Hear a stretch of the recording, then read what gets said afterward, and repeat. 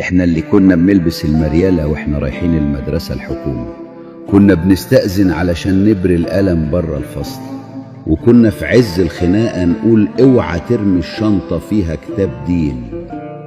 احنا اللي ياما بوظنا شرايط الكاسيت علشان دوسنا على الزرار الأحمر، واحنا اللي شفنا التلفزيون وهو بيقفل. احنا اللي ما كناش نعرف يعني ايه سياسة غير يوم الجمعة في أنباء وآراء. احنا اللي كسبنا 5 كيموكون ورا بعض. احنا اللي كنا بنشرب صاحبنا الرخم من غطا الزمزمية.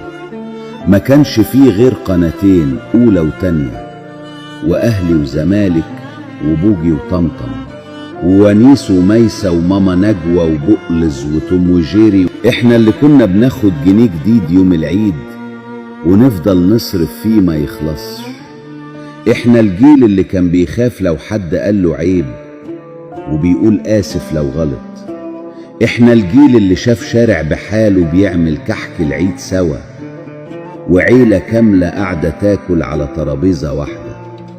احنا بتوع الشمعدان والسمبة ولايز والعسلية، أميجو اللي بينور والفانوس أبو شمعة وكابتن ماجد صاحب أطول جون في التاريخ. احنا الجيل اللي عاصرنا قرنين وحضرنا الألفية. احنا الجيل اللي لمته كانت بتفرح وفرحته طالعة من القلب. احنا الجيل اللي لسه موجود وعايش بالذكريات دي. تحياتي لأجمل جيل، جيل العظماء.